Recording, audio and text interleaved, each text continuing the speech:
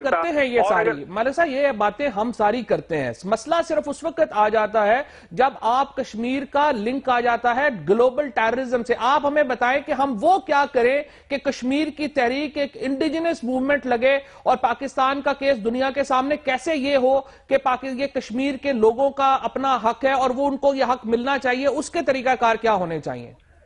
جی چوئی صاحب، میں سمپل گزارش کرتا ہوں 2 جملوں میں کہ گزشتہ صدر صاحب میں چاہوں گا کہ تفصیل سے ذرا آپ اس کا جواب دے دیں. ناظرین ہم ایک بریک لے لیں، اس کے بعد ہم چاہیں گے کہ سردار عتیق جو ہیں وہ ذرا تفصیل سے ہمیں سمجھائیں اور ہمیں یاسین ملک صاحب بھی یہ بات سمجھائیں کہ کیسے اس کو رینیو کیا جا سکتا ہے، کیسے اس پہ جو الزامات لگ چکے ہیں اس سے اس کو الگ کیا جا سکتا ہے. After the break.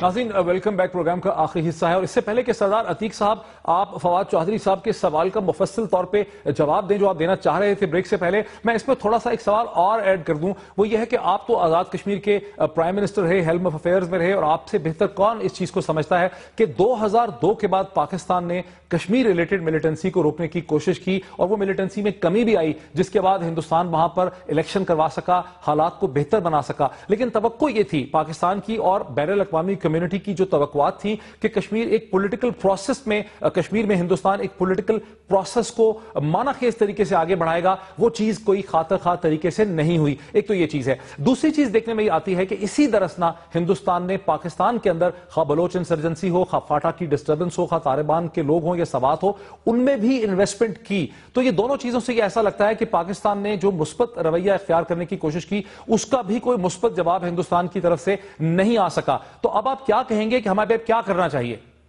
دیکھیے، کچھ باتیں ایسی ہیں کہ جو ہمارے کرنے کی ہیں ڈیفینسو پہ ہو گئے، اور کچھ باتیں ہمارے کرنے کی ہیں جو ہمارے انیشیٹو لینے کی ہیں. پیرزا صاحب، ہمیں ایک دوسرے کو فتح شکست کے ماحول سے باہر نکلنا چاہیے، ایک دوسرے کی کمزوریوں سے فائدہ اٹھانا روکنا چاہیے، اور یہ بات سمجھنی چاہیے کہ دنیا میں سیکورٹی کونسل کے باقی ممبر ممالک بھی ہیں اور عالمی برادری پر کیا ہم ساری ایفرٹس، سارے کارڈ یوٹیلائز کر چکے ہیں کہ ہمیں ناکامی ہوئی ہے؟ کیا ہم نے ہندوستان کے اندر کی اور ویسٹ کی اور ساری دنیا کی پیس لابیز کے ساتھ ہم رابطے میں ہیں کہ جو اس خطے میں ایک ایٹمی تباہی سے اس خطے کو بچانا چاہتی ہے؟ اور خود امریکہ کے اندر ایسی اوپینینز موجود ہیں، امریکن رائٹرز موجود ہیں، خود سینٹ اور کانگریس کے اندر لوگ موجود ہیں جو اس بات کو ریئلائز کرتے ہیں کہ ہندوستان کا اپنا رائٹ اینڈ میرٹ ہے، اس کا اکنامک کلاؤٹ ہے، اسے تو ہم اس طرح کچھ نہیں ہمارے کہنے کا فائدہ. لیکن یہ بات سمجھنی چاہیے کہ چین کے نام پر مغربی دنیا کو اس قدر دھوکہ دیا جانا کہ اس کے پردے میں وہ اپنے ایکسپینشن کے ڈیزائن کی تکمیل کرے. ماضی قریب میں آپ نے دیکھا کہ ہندوستان کا ایک مسلمان وزیر خارجہ اور ہندو وزیر داخلہ یہ کہہ چکا ہے کہ بی جے پی جو ہے وہ انتہا پسندی اور دہشت گردی کے کیمپ چلا رہی ہے اور اس میں عرب و عجم کے لوگوں کو ٹرینڈ کیا جا رہا ہے. یہ ہمارا کوئی الزام نہیں ہے. لیکن چلیں ملک صاحب، یاسین ملک صاحب، دیکھیے یہاں پر یہ بھی دیکھیں نا جو بات سردار صاحب نے کی ہے، کیا مولانا فضل الرحمان کشمیر کمیٹی کے چیئرمین ہو تو وہ یہ سب باتیں کر سکتے ہیں جو سردار صاحب کہہ رہے ہیں؟ یہ جماعت اسلامی اگر انچارج ہوگی ہماری کشمیر پالیسی کی تو وہ لوگ یہ باتیں کر سکتے ہیں؟ نہیں کر سکتے نا. تو اس کے لیے تو جو ہماری اندرونی شفٹنگ ہے، شفٹ ہونا ہے، وہ بھی امپورٹنٹ ہے نا. اور جو سوری، اب آپ اپنا سوال کریے گا. ٹھیک ہے، صحیح کہہ رہے ہیں. فواد کا یہ کہنا ہے کہ جو انٹرنل شفٹ ہے پاکستان کی سیاست کی وہ بڑی ضروری ہے. لیکن یاسین ملک صاحب، آپ نے تو پچھلے پارٹ میں پروگرام کی یہ کہا کہ جب اوباما آئے تو انہوں نے کشمیر کی بات نہیں اٹھائی، انہوں نے کوئی امن کی بات نہیں اٹھائی، ان کا خالصتاً تجارتی قسم کا، کمرشل قسم کا دورہ تھا، یہ جیو اسٹریٹجک دورہ تھا. تو جو سردار صاحب کی جو ایک آپٹیمزم ہے، جو یہ بڑے پرامید نظر آتے ہیں، آپ اس سے پھر اتفاق کرتے ہیں؟ دیکھیے، میں ایک حقیقت پسند آدمی ہوں. ابھی آپ نے جو کہا کہ اس کو انٹرنیشنل ٹیررزم کے ساتھ لنک کرنے کی کوشش کی گئی، میں نے آپ سے پہلے ہی عرض کیا کہ امریکہ کے کہنے پہ، برطانیہ کے کہنے پہ، یورپین یونین کے کہنے پہ اور ہندوستان کی سول سوسائٹی کے کہنے پہ ہم نے سیز فائر کیا. اس کے بعد پاکستان کو بھی کنوینس کرنے کی کوشش کی گئی انٹرنیشنل کمیونٹی نے، جب ہندوستان نے کہا کہ violence and dialogue can not go together. اس کے بعد پاکستان نے بھی وائلنس کو ڈسکریج کیا اور کشمیر میں فل فلیجڈ پرامن تحریک چلی، جس میں 2008 میں we have seen collective transition of the people of Kashmir from violent movement to non violent democratic movement, جب لاکھوں لوگ سڑکوں پہ نکل آئے پرامن طریقے سے. اس کے بعد خود ہندوستان نے ہی فوجی طاقت استعمال کی، 72 لوگوں کو شہید کیا۔ 2010 میں اسی طریقے سے عوامی انقلاب آیا، ہم نے 128 لاشیں ہم کو ڈیڈ بیگز ہم کو مل گئے۔ آج جب کشمیری لوگوں نے پرامن تحریک شروع کی اور یہ کشمیری لوگ توقع کرتے تھے کہ اب انٹرنیشنل کمیونٹی ہندوستان کو کنوینس کرے گی کہ اب جو آپ کے کنسرنز تھے وائلنس کے متعلق وہ سارے کنسرنز پورے ہو چکے ہیں۔ آپ کا آرمی چیف نے بیان دیا کہ کشمیر میں 95% وائلنس ختم ہو چکی ہے، اب آپ کو کشمیر کے مسئلے کو حل کرنے کے سلسلے میں کیا آفت ہیں۔